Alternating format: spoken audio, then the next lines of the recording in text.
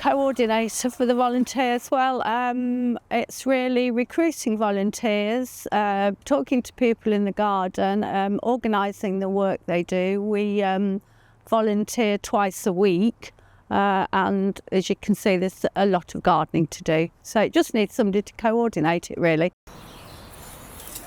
We volunteer on Tuesday and a Thursday morning from 10 o'clock, and everybody can stay as long as they like and do as much as they like or as little. The garden was the kitchen garden for the asylum at the lawn. When the hospital closed, there was a trust fund from John Dawber, who was a Victorian brewer, and they used it to create a new public garden. But over the course of time, it became neglected. About 3 years ago, we took it over as a voluntary trust.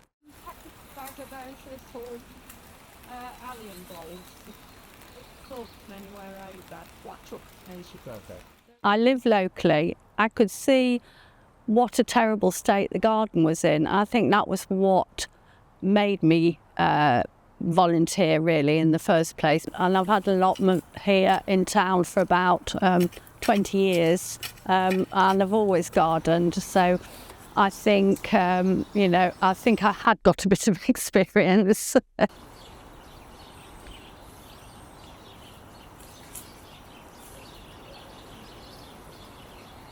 When we're working in the garden, there's always people walking around, visitors, and they may come from Lincoln, they may come from a bit further afield, but they all stop to speak and they all say, "Oh, it's a lovely garden, thank you for the work."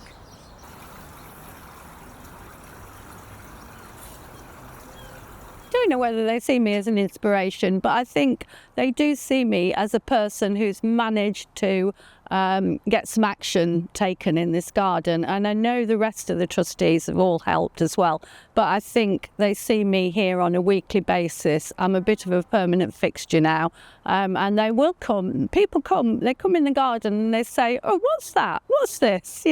And it's very nice that they do that. So it's not so much the inspiration, it's just helping the community, I think, and giving them something that they really, really love.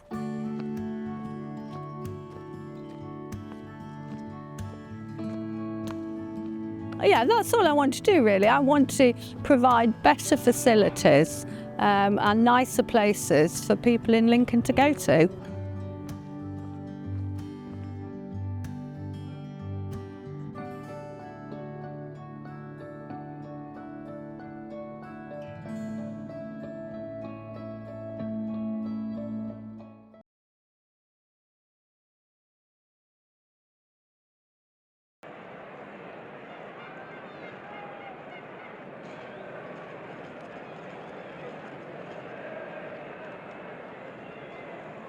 I literally got an email from the university. I remember the day so vividly, that was like, Lincoln City looking for performers for a match day. And I was a bit like, I don't even know what I'm signing up for. I was like, I want something to do on a weekend that isn't just kind of work or going out or the usual kind of university things. And I was like, yeah, why not? The next day I get a phone call and it's saying, we kind of need you to start like today. And I was like, what have I actually signed up for? And they were like, well, if you come along, you're going to be poached. It's an experience. It's definitely a talking point with my family, my friends, anyone that kind of knows me. It's, oh, are you still doing that? And I'm like, oh, I work there now, so only if they really need me. He's an absolute pleasure, because I think he's such a symbol for the community that's been built here. That little 5-minute interaction, even though there's no speaking, there's just a high five or a fist bump or like a picture, like it's such a huge thing that just builds such a community. It's been a real pleasure to be able to be a poacher and for that to be part of my life for that length of time, really. So who could you say hello to? So Friday Fun Days run through the sunnier months of the year, and the idea is that from about 3 o'clock till about 4:30, we open up St Andrew's Garden. So children that are passing after school hours for that little chunk of time can come in and take part in an activity. Are you taking it home or are you going to post it? We have like a little mini bowling set. We've got some like ride on cars, obviously footballs, and just kind of like some chairs and things like that we just kind of get out, and it's that free kind of space to roam around. It's enclosed, it's safe, the greenery. In the summer months, it's obviously quite sunny, so I think sometimes before I started, they got like ice lollies or sweets and things like that, which is kind of a really nice experience. Bye! Amazing! Thank you so much. Social Hub is one of those this is an important programme, because being able to create that warm, safe space that people can come to for a cup of tea, for a chat, for some support from citizens' advice, for that opportunity to make friends.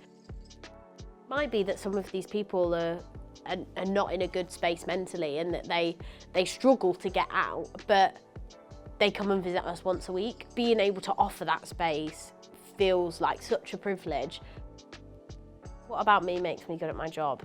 I'm quite chatty. I'm just that person that initiates that conversation, and whether that's an easy conversation to have, like, oh, what are your plans this weekend, or what did you learn at school this week, I can also start those kind of trickier conversations, like around kind of what support somebody might need, because I think a huge part of my job is just talking to people, wherever that may be, in the stadium, out the stadium, in a garden, kind of knocking on doors, promoting events, setting up events, being able to speak to people from a business aspect as well. Like, that being able to start a conversation is probably what I would say is that.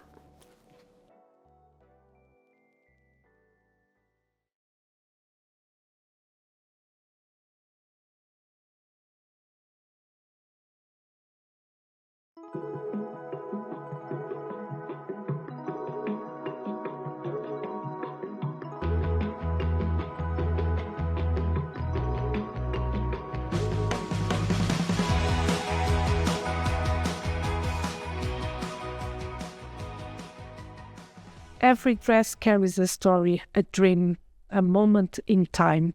And being part of that special day, it's just something so, so special. And I love to help the brides to get confidence and take memories, and being part of the most important day of the bride. It's very important, and I love doing that.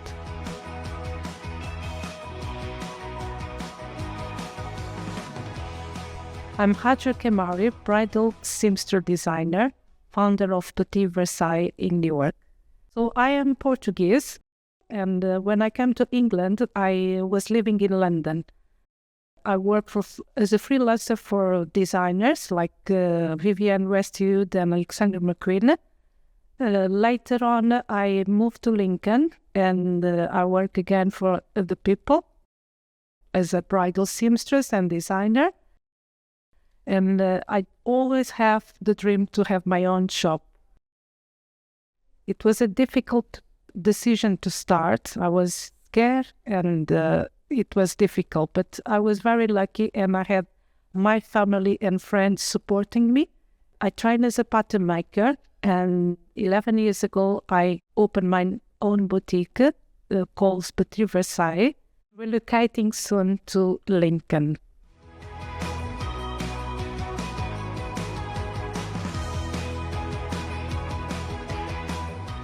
I love what I do, and my work is everything for me.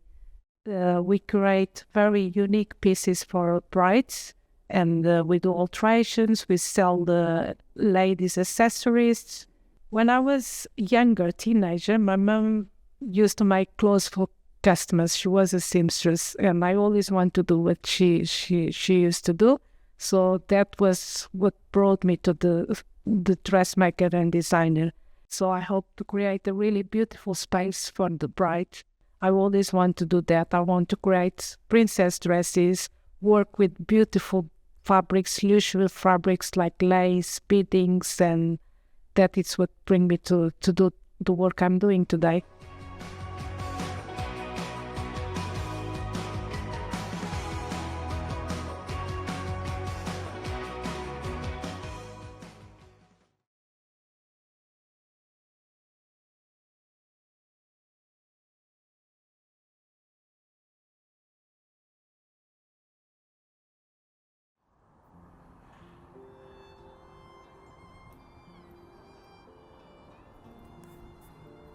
Well, I've always known it because I live just 10 minutes walk away, and so I've visited over the years and saw how it became run down after about 2010, and gradually got worse. And then I noticed a notice on the wall by the garden saying they were looking for volunteers to take part in this new venture,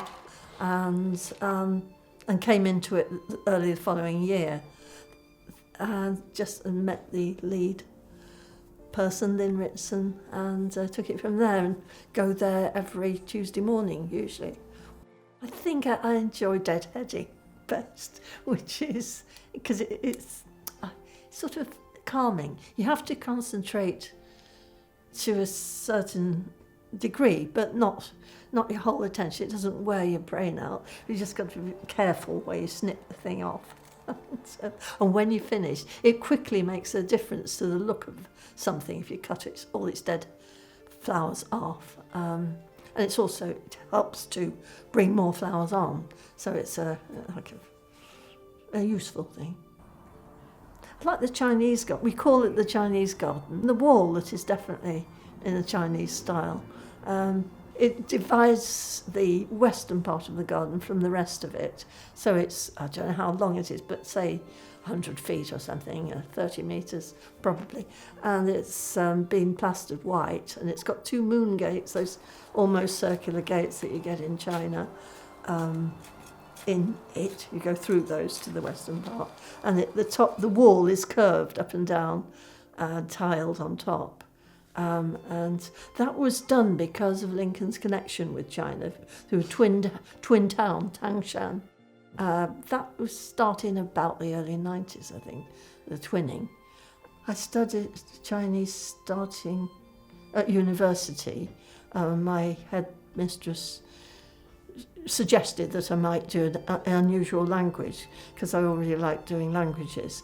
So I did French and Chinese and a few other things, linguistics, and then decided China was the most interesting thing. And I went to China when I was a student, and then decided, this is so different and exciting, I've got to do that. So I did a year's intensive course in London, then went to Beijing for a year to study Chinese. The thing about China was that there were so many little quirky things.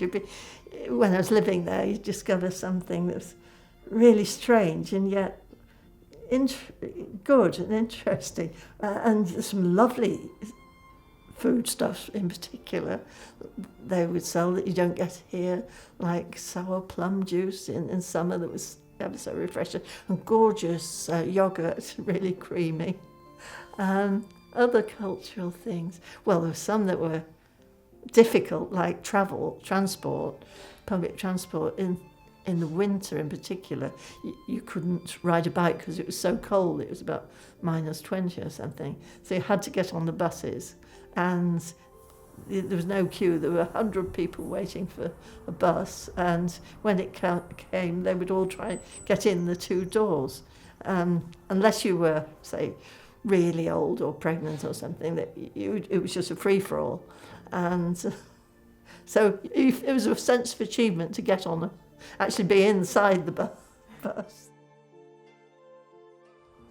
If you want to help the community, and if you enjoy the gardening, it's very good for your own mental health and physical health, actually.